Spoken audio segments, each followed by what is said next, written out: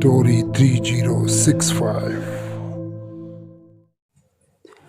Hello दोस्तों, ये कहानी का तीसरा भाग है। अगर आपने इससे पहले के अभी 2 भाग नहीं देखे तो पहले वो देख लें, तभी आपको कुछ कहानी की समझ आएगी। तो चलिए कहानी शुरू करते हैं। गाड़ी की स्पीड अब भी फराटे भर रही थी। बाबा ने अपनी बोतल से पानी पिया और उसी वक्त कॉफ़ी वाला भी आ गया और बाबा ने उसे 3 कप कॉफ़ी का ऑर्डर दे दिया। मैं फिर हैरान, हम 2 कॉफ़ी 3। जैसे ही कॉफ़ी वाले ने 3 कप डाले उसी वक्त सरदार जी अपनी सीट पर पहुंच गए और जल्दी से कॉफ़ी पीकर वापस उठकर चल दिए।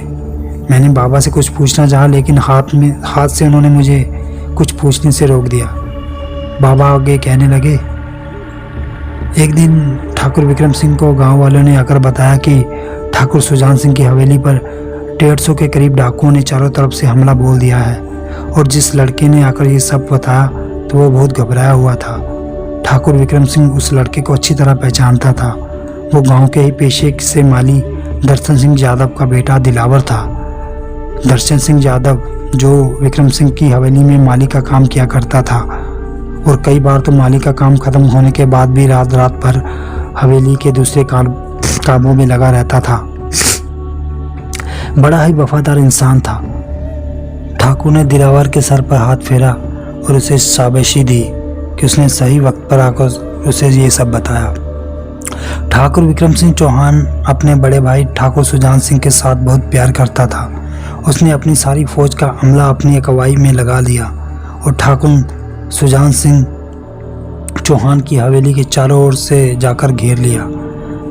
मगर जब तक विक्रम सिंह वहां पहुंचता काफ़ी नुकसान हो चुका था।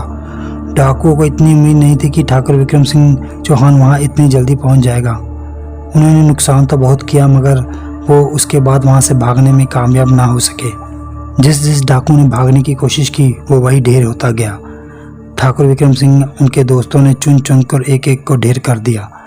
कुछ डाकू अभी भी वहां मौजूद लग रहे थे जो हवेली के अंदर से गोलियां दाग रहे थे। उम्मीद यही थी कि वो संख्या में 4 बचे होंगे, क्योंकि 4 साइड से ही गोलियां चल रही थी। वो ऐसी जगह से गोलियां दाग रहे थे जहां पर पहुंचना मुश्किल ही नहीं, बिल्कुल असंभव था। जब तक किसी को गुप्त द्वार का पता ना हो कोई वहां तक पहुंच ही नहीं सकता था। ठाकुर विक्रम सिंह ने एक ऐसा गुप्त द्वार और भी बनवाया था जो सीधा ठाकुर सिंह के बेडरूम की दीवार को छू लेता था। बिना वक्त गवाए ठाकुर विक्रम सिंह वहां पर अपना एक दस्ता लेकर पहुंच गए और दीवार पर तोड़कर अंदर जा घुसे। वहां पहुंचकर उन्होंने देखा कि ठाकुर सुजान सिंह औंधे मुंह पड़े हैं। शायद यहां पहुंचकर ठाकुर सुजान सिंह को मार चुके थे डाकू। ठाकुर विक्रम ने अपने लोगों से बोला कि फैमिली के बाकी लोगों को ढूंढो, जल्दी करो। ठाकुर विक्रम का पारा 7वें आसमान पर पहुंच चुका था। वहां से वो दूसरे गुप्त द्वार पर पहुंचा तो डाकू बाहर की तरफ बंदूक तान कर देख रहे थे। ठाकुर विक्रम सिंह ने दोनों की बोटियां उड़ा दी। वहां से ठाकुर विक्रम सिंह नीचे गिरा। वहां से ठाकुर विक्रम नीचे गया जिस गुप्त रास्ते से डाकू अंदर घुसे थे। वहां से हनुमान मंदिर के पीछे की मीनार पर जाने के लिए मंदिर की चौकी के नीचे से जाना था, जहां तीसरा डाकू खड़ा था। जब विक्रम ने उसे देखा तो उसने आप देखा ना ताव पीछे भागते हुए छलांग लगा दी। जिस तरफ भागकर उसने छलांग लगाई उस तरफ ठाकुर विक्रम सिंह ने बहुत गहरी खाई खुदवा कर पानी भरवा दिया था। चौथे और आखिरी डाकू की तरफ जाने के लिए मंदिर की तीसरी मीनार तक जाना था। ठाकुर विक्रम सिंह अब तक यह समझ चुका था कि जिस किसी ने भी यह अटैक करने का प्रोग्राम बनाया है उसने काफ़ी दिनों तक पहले ही रेकी की होगी और कोई घर का बेदी भी जरूर होगा। नीचे हवेली के बाहर सारा गांव ठाकुर विक्रम सिंह जिंदाबाद के नारे लगा रहा था। कई टोलियों में अलग अलग नारे गूंज रहे थे। ठाकुर विक्रम सिंह ने हनुमान जी की मूर्ति को थोड़ा बाईं ओर घुमाया तो वहां से एक मीनार के लिए रास्ता जाता था। ठाकुर विक्रम सिंह ने वहां पहुंच उसे ललकारा। आवाज़ सुनकर वो शख्स एकदम पीछे मुड़ा। उसका गमछा जिससे उसने मुंह ढका हुआ था वो नीचे गिर गया। जब ठाकुर विक्रम सिंह की नज़र उसकी शक्ल पर पड़ी तो उसे देखकर ठाकुर विक्रम सिंह के होश फाख्ता हो गए। दर्शन सिंह तुम? ठाकुर विक्रम सिंह अविश्वासी आंखों से अवाक खड़ा उसे देखता ही रह गया।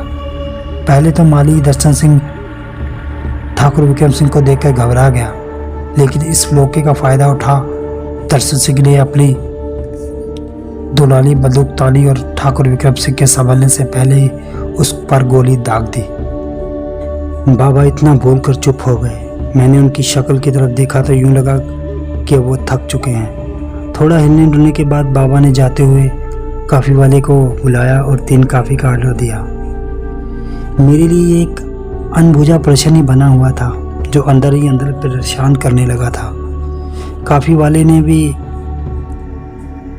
ने फिर वहीं 3 कप डाले। जैसे ही उसने तीसरा कप डाला, सरदार जी आए और अपना कप लेकर कैबिन की बाईं ओर निकल गए। मैं उन्हें जाते हुए देखता रहा। इतने में ट्रेन जोर जोर से हिलने डुलने लगी। मेरा मन भी घबराने लगा। बाबा ने मेरी तरफ देखा और कहा, तुम्हें किस बात की चिंता है? मुझे ये अजीब लगा। मैंने बाबा जी से पूछ लिया, बाबा जी इसका क्या मतलब? चिंता का तो विषय है ही। बाबा ने मेरी इस बात का कोई जवाब नहीं दिया। मेरे दिल में जो भी सवाल शुरू से अनबुझे से थे वो अभी भी वैसे ही थे। किसी भी सवाल का मुझे अभी तक कोई भी जवाब नहीं मिला था।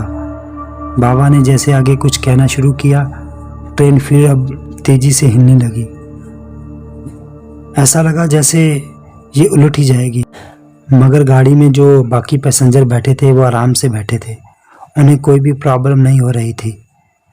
मैंने ये बात बाबा को बताई तो उन्होंने मेरी तरफ देखते हुए धीरे से पास आकर कहा, तुम्हें मालूम है ये ट्रेन इतना क्यों हिल रही है? मैंने पूछा, क्यों? इसमें इस वक्त ठाकुर विक्रम सिंह अपने शिकार की तलाश में है। जब भी वो एक्शन में होता है तो ट्रेन वर्षों से ऐसे ही हिलती आई है। तो तुम अब बाकी पैसेंजर की बात कर रहे हो, वो हमेशा इसी ट्रेन में सफ़र करते हैं, इसलिए उन्हें आदत है। अब समझे? मुझे कुछ समझ आने लगा था।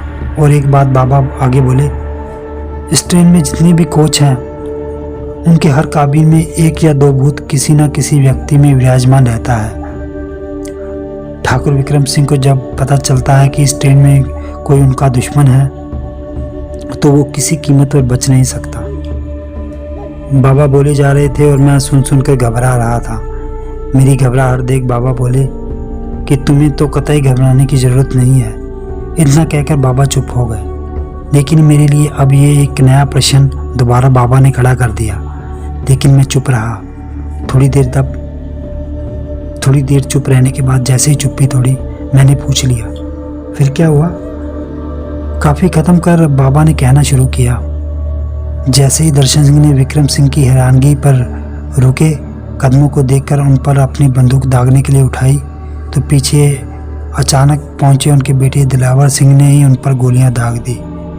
दिलावर सिंह की ये वफादारी देख ठाकुर विक्रम सिंह चौहान ने दिलावर को अपनी हवेली पर आने को कहा।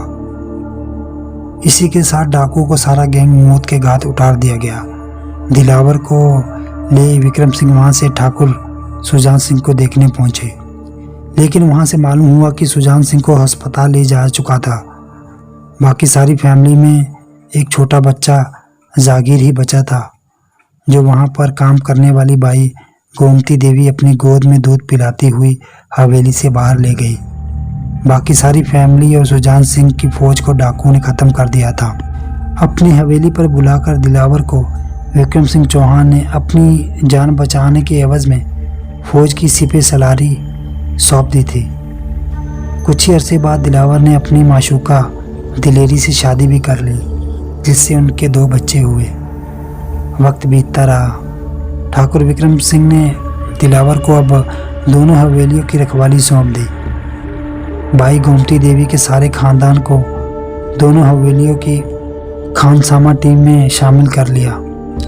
गोमती को सुजान सिंह हवेली में अलग से बड़ा आलीशान कोठूनुमा क्वार्टर दे दिया, जहां उनकी परवरिश में ठाकुर जगीर सिंह बड़ा होने लगा।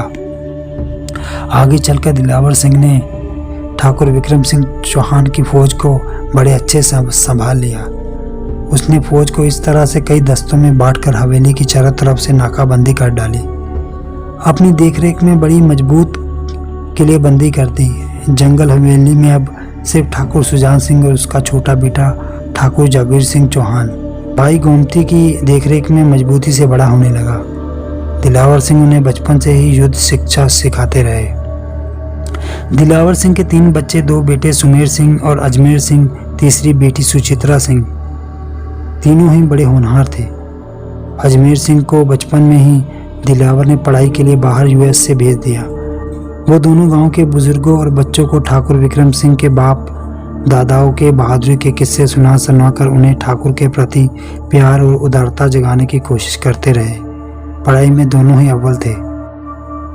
उधर अजमेर सिंह को गांव की किसी भी क्रियाकलाप का पता ना था।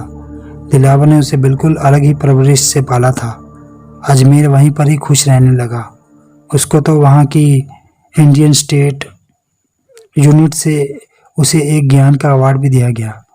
वक्त बीतने लगा। गांव की चमक दूर दूर तक पहुंच गई। ठाकुर विक्रम सिंह चौहान की महाखाप के पंचायत के फैसलों में इन्हीं की मोहर लगने लगी। लोकल कोर्ट के फैसले भी अब ठाकुर विक्रम सिंह के हवाले से होने लगे। इन फैसलों के चलते ठाकुर विक्रम सिंह के दुश्मन फिर से जन्म लेने लगे। यादव समाज भी अब सर फिर से उठाने लगा था। वो दर्शन सिंह की मौत को भूले नहीं थे। दिलावर सिंह के घर के लोग भी दुश्मन बन चुके थे, क्योंकि दिलावर सिंह दर्शन सिंह की पहली पत्नी से अकेली औलाद थी, जिसे सौतेली माँ तंग किया करती थी। गांव में रोज ही 2 गुटों की आपस में छोटी छोटी झड़पें होने लगी। ठाकुर विक्रम सिंह चौहान को जब पता चला तो उसने छोटी छोटी बातों को कभी तवज्जो नहीं दिया। एक दिन दिलावर की बिटिया सुमित्रा दिन दिहाड़े कॉलेज से आते वक्त अगवा कर ली गई तो दिलावर का पारा 7वें आसमान पर पहुंच गया।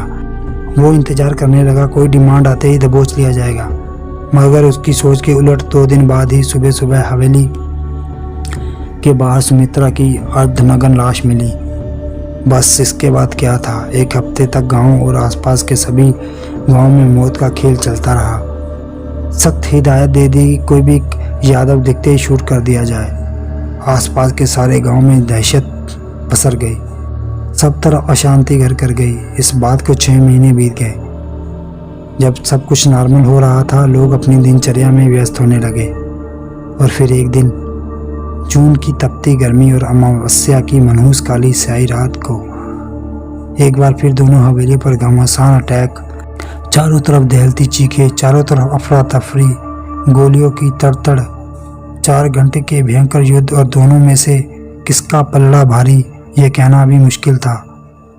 सुबह 6 बजे तक कभी कहीं अभी भी गोलियों की तड़तड़ चल रही थी।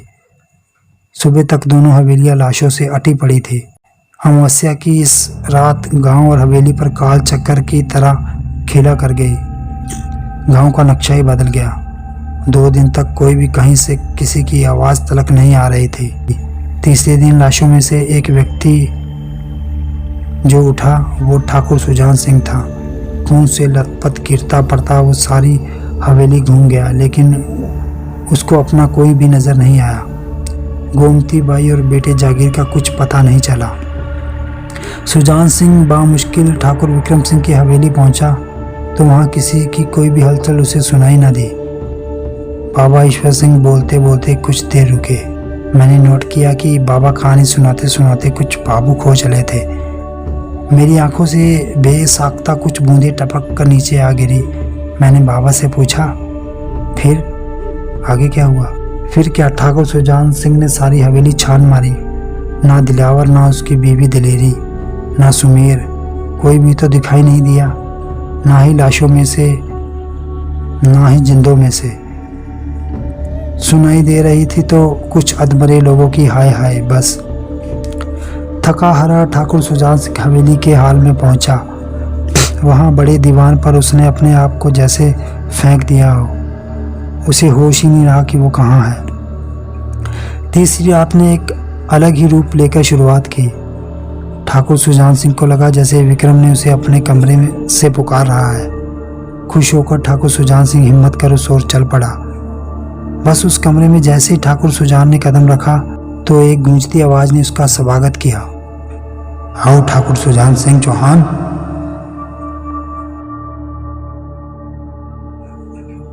हेलो दोस्तों, इस कहानी का ये भाग हम यहीं समाप्त करते हैं।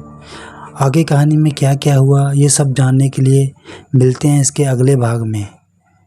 कृपया दोस्तों हमारे चैनल को लाइक और सब्सक्राइब ज़रूर करें, जिससे कि हमें आगे भी नई नई कहानियाँ बनाने का मोटिवेशन मिलता है।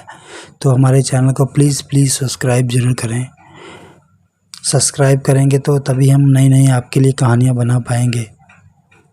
तो मिलते हैं इसके अगले भाग में, तब तक के लिए take care and bye bye.